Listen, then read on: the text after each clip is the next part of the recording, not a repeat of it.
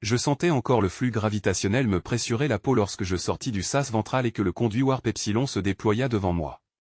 À travers la baie transparente, l'espace ressemblait à une mer d'encre constellée de lueurs qui pulsaient comme des organismes respirants. Au loin, des arches d'énergie tressées vibraient lentement, composant des voies commerciales où circulaient des milliers de micro-vaisseaux, luisants comme des bancs de poissons électriques.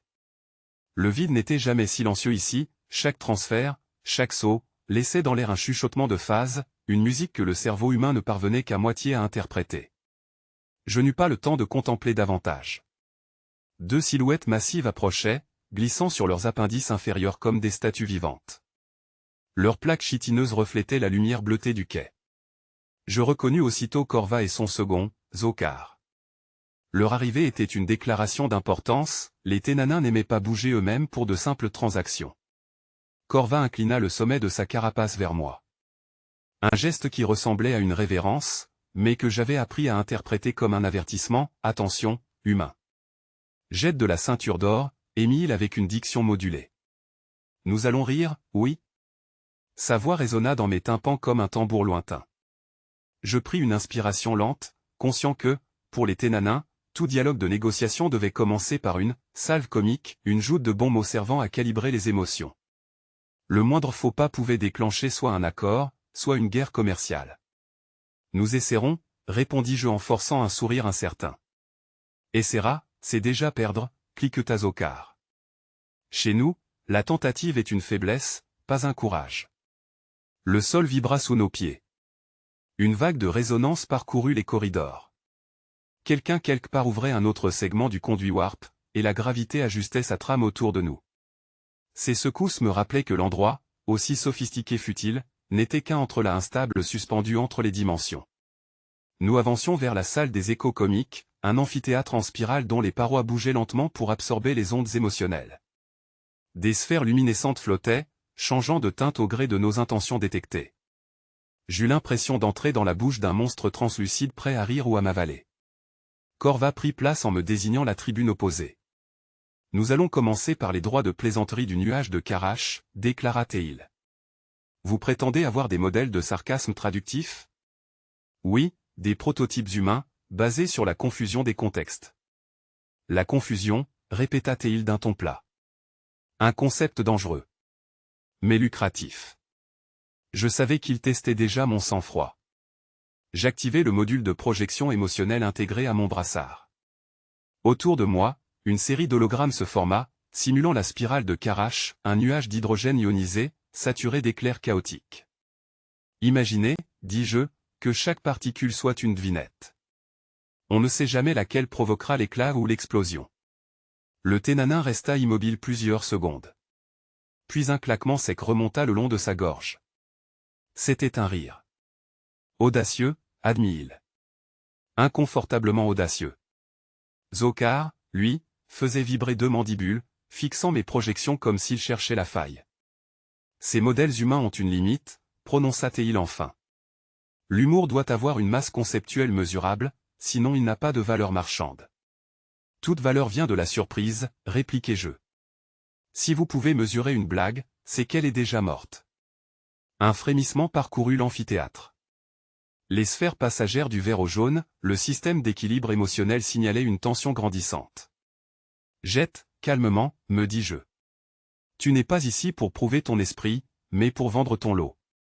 Je modifiai le schéma holographique, la spirale se contracta, puis éclata en une avalanche d'étincelles rouges qui formèrent un mot en langue ténanin, respect. Corva baissa imperceptiblement la tête. Tu as étudié plus que prévu. J'apprends vite quand les marges bénéficiaires sont en jeu. Une onde chaude s'étendit sur mes tempes, la salle avalait nos intonations, les diffusait en échos harmoniques destinés aux traducteurs automatiques. Pourtant, au fond, je savais que ces créatures ne se fiaient pas vraiment aux machines. Elles guettaient la moindre nuance de souffle, la vibration cachée entre deux mots, là où se tapissent les mensonges. Le flux gravitationnel du conduit latéral vibra soudain, modulé par une respiration alien que je ne percevais qu'à moitié. Des micro-véhicules translucides tournoyaient au-dessus de nos têtes, comme des spermatozoïdes d'acier cherchant l'origine d'un signal. Leurs antennes flexibles effleuraient ma combinaison, produisant un chuchotement de phase si doux qu'il me rappela presque le bruissement d'une mer disparue. Corva releva ses plaques chitineuses dans un geste défensif, pareil à un insecte prêt à bondir. Une salve comique naquit de la paroi à un rire synthétique, mal synchronisé à la situation avant de se dissoudre dans la résonance dimensionnelle du lieu. Je sentis les murs se rengorger de ce son parasite, l'étirer jusqu'à le rendre liquide. Pendant un instant, j'eus l'impression que nos corps glissaient entre plusieurs états de réalité, et je me tenais au centre de la salle des échos comiques, les mains moites derrière mon dos, et feignais un calme que je ne ressentais pas. Les plaques acoustiques qui tapissaient l'enceinte vibraient de légers éclats dorés, comme si l'air lui-même se préparait à rire ou à juger. Autour de moi, les Ténanins se mouvaient avec lenteur, leur silhouette massive oscillant sous la gravité fluctuante du conduit Warp Epsilon. Ils portaient cette sérénité métallique qui leur servait de sourire. Corva s'avança, majestueux, ses parois dorsales ouvertes en éventail translucide. J'avais cru comprendre que c'était un signe de réjouissance, mais Ocar m'avait glissé, d'un ton pseudo-bienveillant, que l'éclat bleuté signifiait en réalité une mise en garde à la proie qui se croit déjà sauvée. J'aurais préféré l'ignorance. Jette de la ceinture d'or, déclama Corva, il est temps que tu offres ta farce ultime. Que ton esprit se tende sans rompre. Que ton rire soit juste assez sincère pour frôler la honte. Les mots ricochèrent sur les panneaux et revinrent plus graves, comme si une seconde voix, invisible, répétait chacun d'eux un battement plus tard. Cette résonance troublante faisait partie du rituel, plus un mensonge était lourd, plus l'écho persistait longtemps. Je déglutis, tout sauté, tenté de trouver dans les méandres de ma mémoire une plaisanterie susceptible d'amuser un être qui mesurait les blagues en densité gravitationnelle. La farce ultime. Une expression terrifiante, surtout quand on avait entendu qu'aucun marchand humain n'était ressorti d'ici encore capable de rire sans grelotter. Je pris une inspiration et fis semblant d'ajuster ma veste de négociant. Devant moi, le sol ondulait, mi-liquide, mi-solide, modulé par un chant d'humour contrôlé, un chant sémantique traduit en vibrations physiques. Je compris que je devais marcher littéralement sur ma propre interprétation du comique. À chaque pas, le sol résonna comme une corde tendue. Très bien, fis-je d'une voix que j'espérais claire. Il y avait une fois un marchand humain et 3 Ténanins qui entrent dans un bar photonique, un frisson secoua l'air. Les membranes auditives des Ténanins se contractèrent. Zokar fit un geste d'urgence. Non, pas de structure ternaire. Siffla Théil.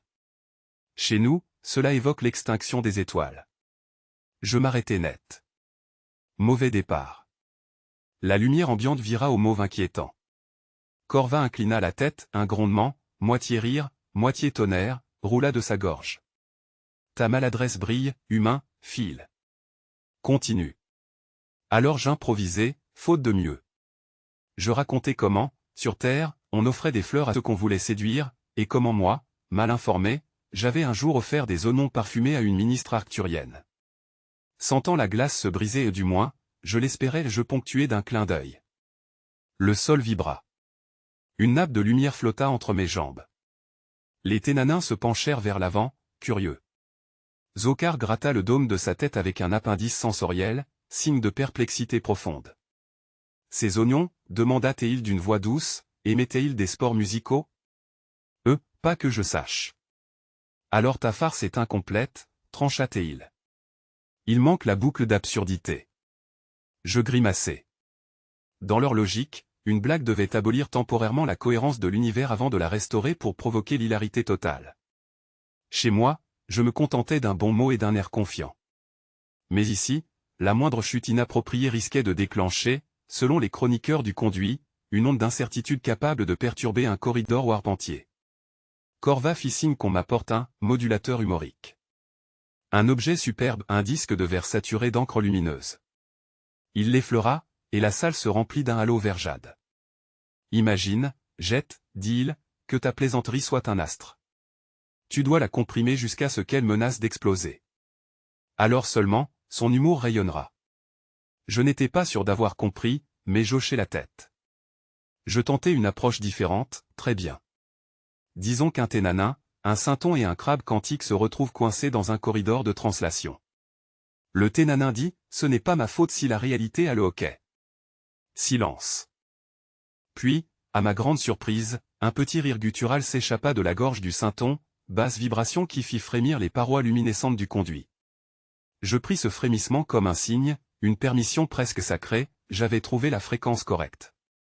Mon cœur battait au rythme de la coque, chaque pulsation projetée contre les nervures du conduit Warp Epsilon comme une onde de traction. Je devais maintenant transformer cette étincelle en passage. L'humour, disait-on, ouvrait parfois des failles dans le tissu du réel, j'allais le vérifier. Je fis un pas vers le centre du corridor, tendis ma paume vers la trame bleutée et laissai mon esprit télescoper l'invisible. Mon objectif était clair, franchir le sas de phase avant l'effondrement de la fenêtre temporelle.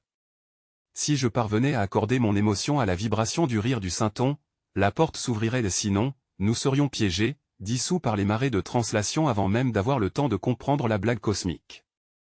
La cargaison a éclaté dans un souffle de rire. Pas un son humain, pas même du son, une onde d'amusement pur, une clameur de plaisir cosmique se dilatant le long des passerelles translucides du conduit Warp Epsilon. J'ai senti mes os vibrer comme des cloches creuses.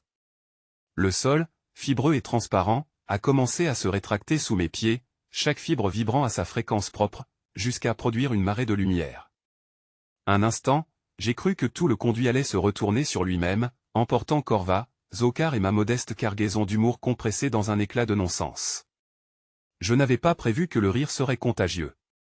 Les Ténanins ont senti la vibration, bien avant moi. Leur peau chitineuse s'est hérissée de diodes argentées, et j'ai compris qu'ils tentaient de bloquer le flux émotionnel comme on détourne un torrent avec un barrage d'énergie. Trop tard, le mur de plaisanterie liquéfié avait déjà englouti nos balises. L'air incitant et qu'il y avait de l'air ici s'est mis à tournoyer, épaissi d'images mentales, la vision d'un Ténanin s'étouffant dans un pudding quantique, un souvenir de repas raté, une métaphore musicale devenue tangible. J'ai battu des bras, cherchant un équilibre inutile, tandis que mes instruments s'affolaient. Corva s'est avancé, les yeux réduits à 2 fentes métalliques. Humain jette, ta blague a pris forme. Elle exige résolution. Il a articulé ces mots dans un gromment harmonique, une double fréquence qui s'insinuait entre mes côtes. Chaque syllabe modulait le flux du rire ambiant. Je percevais des cercles d'énergie s'ouvrir et se refermer autour de lui, comme des bulles d'eau dans un soleil liquide. Résolution ? Et je réussis à dire. C'était un test. Juste pour calibrer les unités. Ta calibration a percé la trame. Nous ne pouvons laisser l'équilibre du conduit se dissoudre. À travers le halo bleuté, j'ai vu Zokar tenter d'endiguer l'onde, il traçait des formes tordues avec son avant-bras segmenté, dessinant des glyphes de contrôle dans le flux photique. Une à une, les passerelles ont cessé de palpiter, mais la plaisanterie survivait, on l'entendait rire au fond du spectre, un rire nerveux, artificiel, mais obstiné. Je me suis retrouvé au centre exact du corridor, là où la réalité commençait à fléchir. La trame bleue scintillait, pleine de soupirs et de formes à demi réelles. Il y avait là quelque chose qui cherchait à naître, ou à s'échapper, un sillage d'intention, une volonté d'humour autonome. J'ai eu le vertige. Tous mes capteurs émotionnels et de simples implants marchands, bon marché saturaient. Mon cœur cognait en triple rythme. Corva. Et je criais. Si je réaccélère la phase du flux, je peux canaliser la sortie. Ou achever la dislocation du conduit, répondit-il calmement. Son calme m'a mis en rage. Les Ténanins ne comprennent pas la panique, pour eux, tout est question de proportions cosmiques. Je me suis penché, et ouvert ma valise de traducteur sensoriel et y ai plongé les mains. Un outil vibro-contextuel, un convertisseur sémantique et surtout mon vieux module de stand-up quantique. C'était un trophée des jours brillants dans la ceinture d'or, quand je vendais des performances émotionnelles sur les astéroïdes coloniaux. Je l'ai allumé, et l'humour synthétique a jailli sous la forme d'un cône jaune. Dans son sillage, les fragments du rire originel se sont mis à tournoyer autour de moi, comme des insectes attirés par une lampe. Zokar, j'ai besoin d'un canal résonnant en phase 5. Cap sur la nappe intérieure du conduit. Il n'a pas répondu, il vibrait d'effroi, son carapace émettant un chuintement de désapprobation. Mais Corva, lui, a hoché la tête et posé une de ses massives mains segmentées sur ma poitrine. Humain jette, tu joues avec l'esprit du passage. Un rire peut être un pont, ou une lame. Je n'ai pas pris le temps de répondre. J'ai relevé le module, ajusté le ton au plus bas de ma gorge et laissé surgir l'idée. Elle m'est venue sans logique, que se passe-t-il quand un trou noir entend une plaisanterie? Le module a amplifié la fréquence, la pulsation s'est propagée comme une onde de chaleur. La réponse est venue d'elle-même, depuis l'intérieur du champ bleu, il rit jusqu'à s'évaporer. Alors la faille s'est ouverte. Pas une brisure nette, mais une dilatation des plans de réalité, un sourire cosmique qui dévora lentement la lumière autour de moi. Je savais enfin pourquoi j'étais là. Ma mission, confiée par le comité de transition cosmologique, était d'amorcer la respiration du conduit Warp Epsilon, ramener le flux d'énergie suspendu depuis des millénaires, relier de nouveau les passerelles entre les noyaux gravifiques morts. Jet Malren, ingénieur sondeur de 4e génération, spécialiste des ondes mémétiques, c'était moi l'humain qu'on envoie là où même les IA refusent d'écouter. Quand la dilatation m'a englouti, la chronosphère s'est distendue. Les systèmes vocaux criaient déjà un siècle trop tard.